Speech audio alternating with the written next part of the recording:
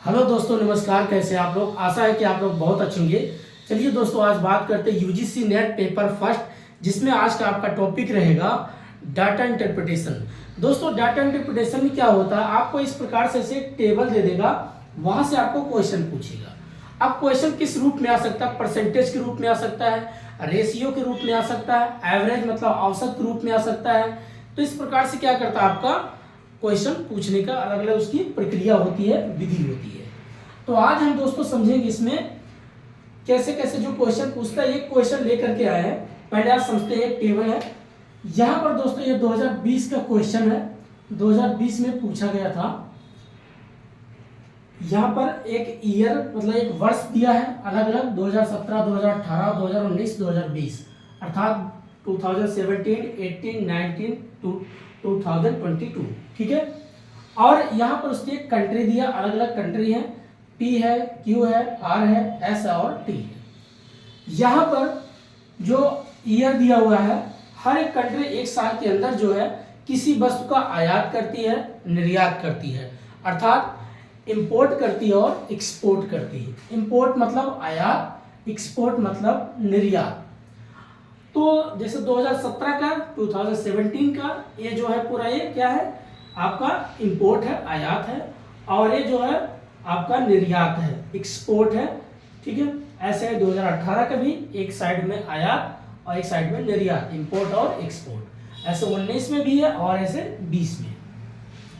दोस्तों, क्वेश्चन यहां पूछता है क्या, एक क्वेश्चन है, इसमें कैसे पूछता है, क्या करेगा, अगर इनको रेशियो पूछना है तो कैसे पूछेगा, पूछ लेगा। बताइए एस और पी का रेशियो बताइए, एस और पी का रेशियो बताइए, लेकिन किसमें, इंपोर्ट में कि एक्सपोर्ट में? बोल रहे एक्सपोर्ट में बताइए। तो हमें क्या करना होगा, जितना पी का होगा सबको ऐड करेंगे, और जितना एस का होगा ऐड करेंगे एक्सपोर्ट का, और बाकी जो आएगा सबको ऐड कर लेंगे, इसका अलग ऐड, इसका अलग ऐड करके फिर चेक करेंगे। उसके बाद अपान करके लिख लेंगे, बटे में करके लिख लेंगे। और उसके बाद अगर कटता है, छोटे डिजिट में पूछा है आंसर, तो आंसर निकाल लेंगे। अगर बड़े डिजिट में होगा, तो अगर उसमें ऑप्शन में आंसर दिख रहा है तो आंसर बन जाएगा। वैसे ये क्वेश्चन है, आज इसी बेस पे हम समझते हैं। ठीक है। यहाँ पर एक क्वेश्चन है, कह रहा है find out the ratio of export done by country yes and T. कह रहा है आपको एक रेशियो, एक अनुपात प्राप्त करना है एक्सपोर्ट का, जो निर्यात किया जा रहा है, done by country S and T का, एस और टी, एस और टी का, क्या, एक्सपोर्ट का। तो वही जैसा भी हमने बात किया, ठीक उसी प्रकार से यहाँ क्वेश्चन दिया हुआ है। कह रहा है एस और टी का हमें रेशियो पता करना है एक्सपोर्ट में। तो कब से कब तक का, कह रहा है ड्यूरिंग द ईयर 2017 से और 2022 तक का। चलो भाई, तो 2017 से लेकर के और 2020 तक का हमें पता करना एक्सपोर्ट का रेशियो, किसका, एस और टी कंट्री का। तो आप शुरुआत करते हैं, पहले समझते हैं।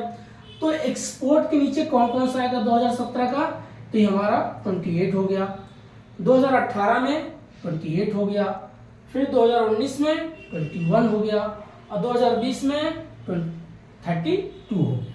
ये हमने टिक लगा लिया।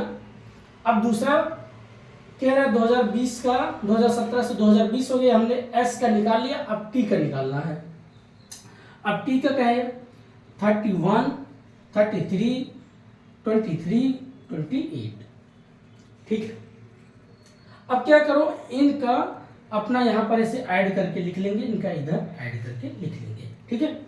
28 कितना हो गया, 28 टू जा तो 20 दूना 40, और 40 10 50। ठीक, उसके हो गया ये 56। ठीक, तो ये आपका हो गया 56 और प्लस 21 32। ये हमारा हो गया 56 प्लस 53। अब इसको ऐड होके कर लेते हैं, कितना हमारा हो गया, तो 6 3 9 9 हो गया, और 5 15 109। 109 हमारा आ गया। अब ऑप्शनल यहाँ पर दिया रहेगा, जैसे 109 अपान 115, 111 अपान 115, 108 अपान 117, 107 अपान 115। तो इस प्रकार से आपका जो है अलग अलग ऑप्शन तो हमें 109 तो मिल गया और किसी में तो दिख नहीं रहा है, तो टिक इसको हम लगा सकते हैं, लेकिन अभी हमें चेक करना है इसको अभी टी का। तो 31, 33, ये कितना हो गया 64 और ये 23 और 28 हो गया हमारा 64 प्लस 22 जा, तो ये हो गया 20, 20, 40, 50, ये आपका हो गया 51। ठीक है, अब इसको ऐड करो 4, 1, 5,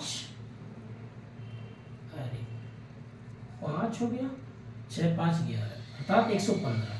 अब देखो 109 अपान 115 कोई है, तो हमारा आंसर दिख गया, ये हो गया। कि क्या करता है दोस्तों, ऐसे क्वेश्चन आपको पूछता है, हमें क्या करना है, जिस तरीके से पहले क्वेश्चन पढ़ो, क्वेश्चन पढ़ने के बाद उसके हिसाब से अपना क्वेश्चन करो।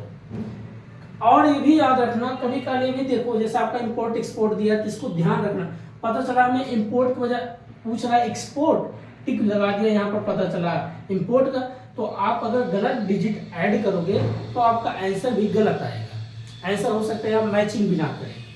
इसलिए हमें क्या करना है, हर एक बारीकी चीज को बहुत ध्यान से करना है, पूरा कॉन्सेंट्रेट तरीके से करना है। अब इसमें कैसे और भी क्वेश्चन पूछ सकता है, ये तो चलो एक सिंपल सा क्वेश्चन था, हमने बात किया।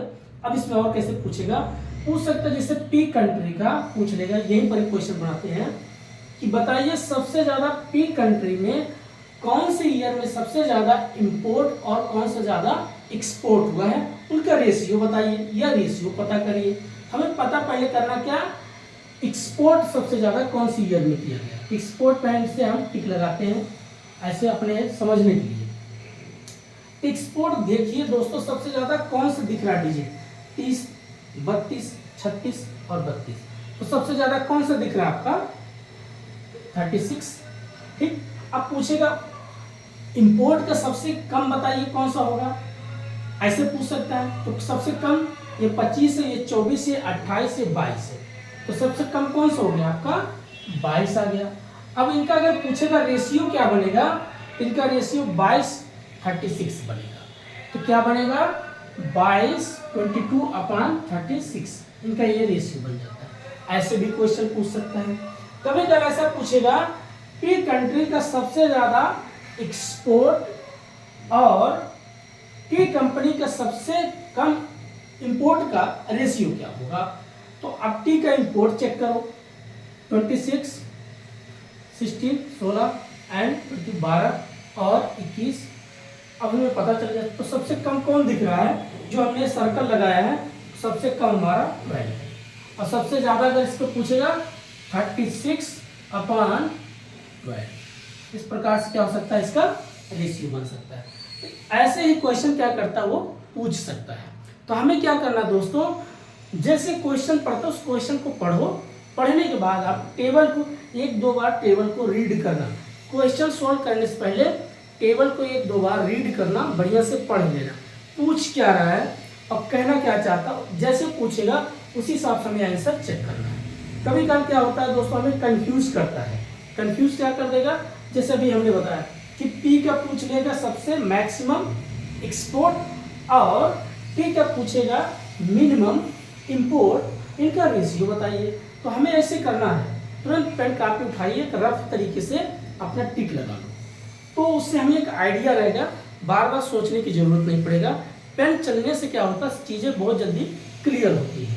तो बस यही है, आप बार बार प्रैक्टिस करिए, अच्छे से करिए, और पेपर करीब आ रहा दोस्तों, ज़्यादा से ज़्यादा क्वेश्चन प्रैक्टिस करिए। डीआई और मैथ एक ऐसा चीज़ है, जब अगर आपका सही होगा तो आंसर पूरा मिलेगा, आंसर के साथ साथ आपका पूरा नंबर मिलेगा। ठीक है दोस्तों, और बस ऐसे छोटा छोटा आपको वीडियो मिलता रहेगा, अब जब तक आपका एग्ज़ाम नहीं हो जाता, और बढ़िया मस्त आप पढ़ाई करते रहिए। आज इतना ही, तब तक के लिए नमस्कार, जय Hind, thank you very much.